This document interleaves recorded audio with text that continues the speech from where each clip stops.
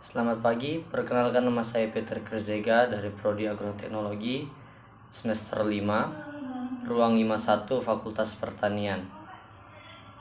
Pada kesempatan kali ini saya akan presentasikan mengenai teknis budidaya tanaman perkebunan karet. Ada beberapa hal yang perlu diperhatikan dalam membudidayakan tanaman perkebunan karet. Yang pertama, persyarat tumbuh. Syarat tumbuh untuk tanaman karet sendiri adalah memiliki iklim garis lintang 15 derajat lintang utara sampai 10 derajat lintang selatan, tinggi tempat 0 sampai 200 meter di atas permukaan laut, curah hujan 1.500 sampai 3.000 mm per tahun, dengan bulan kering kurang dari 3 bulan. Kecepatan angin maksimum kurang atau sama dengan 30 km per jam. Untuk syarat tumbuhnya yakni tanah, kemiringan tanah kurang dari 10%, juluk efektif lebih dari 100 cm, tekstur tanah terdiri dari lempung berpasir dan liat berpasir, batuan di permukaan maupun di dalam tanah maksimal 15%, pH tanah berkisar antara 4,3 sampai 5, dan drainase tanah sedang. Adapun bahan tanam yang perlu diperhatikan dalam produktivitas tanaman karet yakni produktivitas tanaman karet ditentukan oleh banyaknya faktor. Salah satu faktor yang sangat penting tersebut adalah bahan tanam atau bibit. Oleh karena bibit karet sangat berperan terhadap keberhasilan suatu pertanaman karet, maka dalam menyiapkan bibit karet diperlukan perhatian yang khusus dan teknik budidaya yang tepat, baik dalam penyediaan batang bawah maupun pengelolaan batang atas pada kebun enters. Adapun tahapan penyiapan bibit sebagai berikut.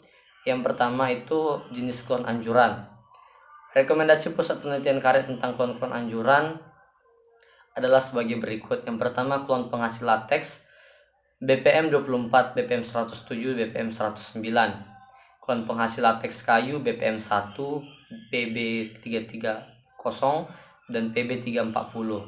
Sedangkan klon penghasil kayu IRR 70, IRR 71 dan IRR 72. Yang kedua, untuk batang bawah, anjuran asal biji untuk batang bawah berasal dari klon Afros 2037, GT1, LCB 1320, PR228 dan PR300. Syarat kebun sumber biji untuk batang bawah yaitu terdiri dari klon monoklonal, anjuran untuk sumber benih, kemurnian klon minimal 95%, umur tanaman 10 sampai 25 tahun, pertumbuhan normal dan sehat, penyadapan sesuai norma, luas blok minimal 15 hektar, topografi relatif datar. Yang ketiga, sumber benihnya. Klon karet di Indonesia dihasilkan oleh lembaga riset pemerintah maupun lembaga riset swasta, yaitu yang pertama ada Balai Penelitian Sungai Putih, Pusat Penelitian Karet, Lembaga Riset Perkebunan Indonesia.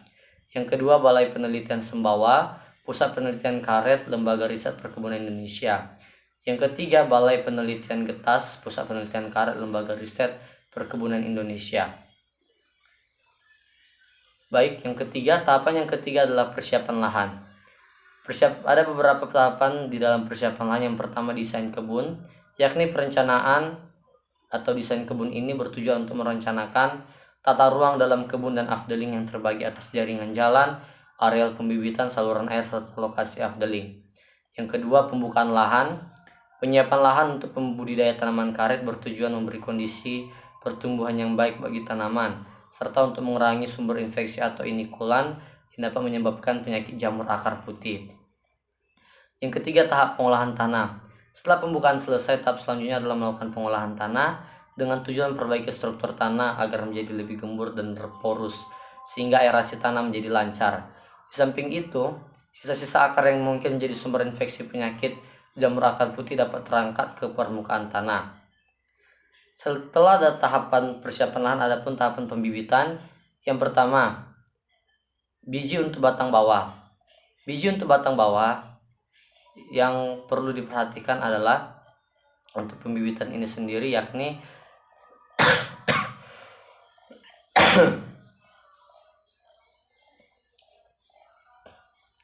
berasal dari untuk yang pertama, biji untuk batang bawah yang pertama berasal dari pohon induk yang berumur minimal 10 tahun dan asal klon diketahui secara pasti. Yang kedua, biji yang sudah disemai dan akan dipindahkan ke pembibitan. adalah telah berkecambah sebelum hari ke-22. Akar tunggang kecambah harus lurus. Yang ketiga, bibit batang bawah untuk diokulasi. Bibit yang siap diokulasi yaitu bibit yang pertumbuhannya relatif seragam dan sudah mencapai diameter batang tertentu untuk dapat diokulasi hijau ataupun okulasi coklat. Yang keempat, dari mata okulasi atau entras. Berasal dari kebun kayu okulasi atau kebun entras yang sudah dimurnikan dan terawat baik dan sehat. Yang kelima itu stomata tidur yang mempunyai akar tunggang yang lurus, tidak bercabang atau tidak berbentuk garpu, dan tidak melingkar serta mempunyai akar-akar lateral 5-10 meter. Yang keenam, bahan tanam dalam polybag dengan tinggi daun payung pertama diukur dari pertautan okulasi sampai ke titik tumbuh lebih dari sama dengan 25 cm dengan diameter minimal 8 mm yang diukur pada ketinggian 10 cm dari pertautan okulasi. Setelah dari tahapan pembibitan, adapun yang berikutnya penanaman. Yang perlu diperhatikan dalam penanaman yakni persiapan penanaman. Persiapan penanaman kita perlu membuat ajirnya. Yang kedua, pembuatan lubang tanam. Setelah itu, waktu dan pelaksanaan tanam untuk penanaman kebun karet, yakni penanaman karet perlu dilakukan pada awal musim hujan, yang pada umumnya dimulai pada bulan September, sehingga saat tersebut merupakan awal yang baik untuk mulai penanaman dan harus berakhir sebelum musim kemarau. Kemudian setelah itu, adapun penanaman tanaman selah. Penanaman tanaman selah di areal peremajaan atau perluasan karet dilaksanakan setelah persiapan lahan atau setelah pengajaran dan pembuatan lubang tanam dan dilakukan selama tanaman belum menghasilkan atau TBM.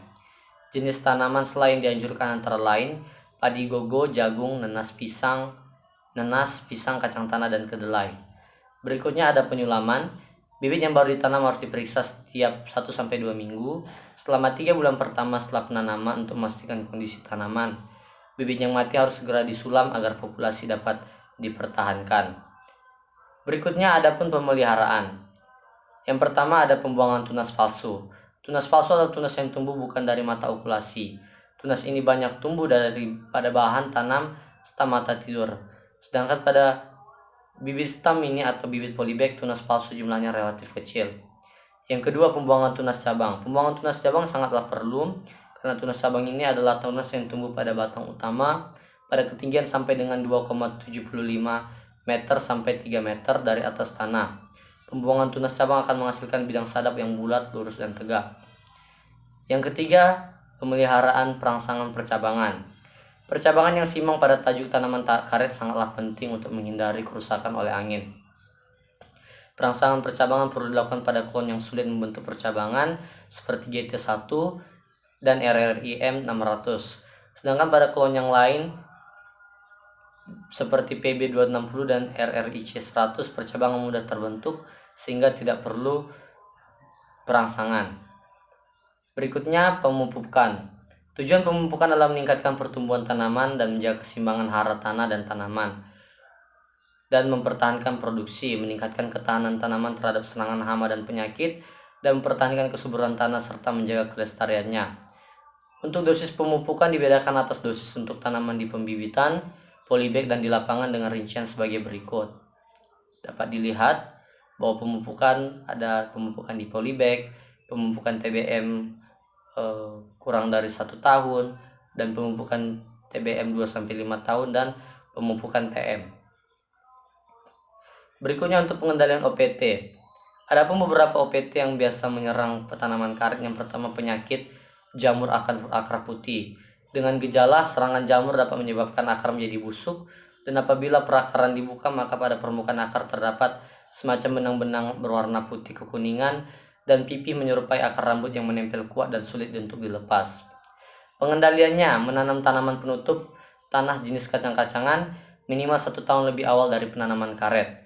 Dan sebelum penanaman lubang tanam perlu ditaburi biakan jamur Trichoderma harzianum yang dicampur dengan kompos.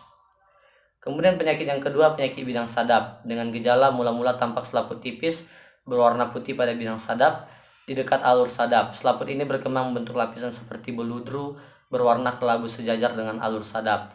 Pengendalian, di daerah yang beriklim basah atau rawan penyakit ini dianjurkan menanam klon resisten yang telah direkomendasikan. Penyakit gugur daun. Penyakit gugur daun yang disebabkan oleh Corynespora cassicola menyerang daun muda dan tua. Serangan diawali dengan bercak coklat, selanjutnya berkembang menjadi guratan menyerupai tulang ikan. Bercak ini akan meluas sejajar dengan urat daun dan kadang tidak teratur. Daun yang terserang kemudian menjadi kuning dan gugur. Yang kedua, OPT yang kedua yakni hama. Yang pertama, rayap. Dengan gejala adanya gerakan pada batang dari ujung sampai ke akar dan memakan akar. Biasanya pada kebun yang terserang jamur akar putih akan diiringi dengan serangan rayap sehingga mempercepat matinya tanaman. Dengan pengendaliannya yakni dengan membongkar sarang rayap, penggunaan agen hayati, penyiraman termisida di sekitar perakaran kurang lebih 1,5 meter dari batang pohon, dan pembasmian sarang dengan fumigan atau termisida cair yang disuntikan ke pusat sarang. Yang kedua, babi hutan. Dengan gejala tanaman muda tiba-tiba tumbang, perakaran rusak, daun menjadi layu dan kuning. Pengendaliannya yakni dengan cara sanitasi lingkungan, memasang jaring dan perangkap, memberi pagar di sekitar areal kebun, membuat parit di sekitar areal kebun, pemberian umpan beracun, dan namun perlu hati-hati jangan sampai racun tersebut menyentuh tangan. Berikutnya ada gulma. Yang pertama itu ada alang-alang, sembung rambat, dan tembelekan. Pengendaliannya terbagi menjadi 3, yakni pengendalian secara mekanis, yakni dilakukan dengan pengendalian mekanis dilakukan dengan menggunakan cangkul, koret, atau parang. Yang kedua, pengendalian secara biologi dilakukan dengan cara menggunakan bantuan hewan seperti kambing, kerbau, dan sapi.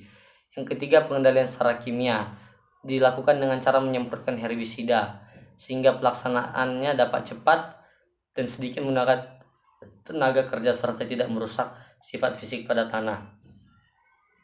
Berikutnya adalah panen dan pasca panen. Dalam panen, tanaman karet siap disadap pada umur sekitar 5-6 tahun. Namun demikian terdapat kondisi lingkungan yang kurang mendukung pertumbuhan tanaman, sehingga pada umur 6 tahun tanaman belum siap disadap. Hal ini sebaiknya dapat pula terjadi karena kondisi lingkungan dan jenis pohon tertentu pada umur kurang dari 5 tahun tanaman sudah dapat disadap. Pohon karet dinyatakan matang sadap apabila lilit batang tanaman sudah mencapai 45 cm atau lebih. Lilit batang diukur pada ketinggian batang 100 cm dari pertautan. Penyadapan diharapkan dapat dilakukan selama 25-30 tahun. Oleh karena itu harus diusahakan agar kulit pulihan dapat terbentuk dengan baik. Untuk itu kerusakan kambium yang terletak di antara kulit dan kayu selama penyadapan tidak boleh terjadi. Kedalaman irisan sadap dianjurkan berkisar 1-1,5 mm dari kambium. Kemudian untuk pasca panen, untuk memperoleh bahan olah karet yang bermutu baik, beberapa persyaratan teknis yang harus diikuti yaitu tidak menambahkan bahan-bahan non-karet, dibekukan dengan asam semut dengan dosis yang tepat, segera digiling dalam keadaan segar dan disimpan di tempat yang teduh dan terlindung dan tidak direndam. Baiklah, berikut dari presentasi yang dapat saya sampaikan. Sekiranya ada yang salah dan kurang, saya mohon maaf. Untuk itu saya tutup dengan sekian dan terima kasih.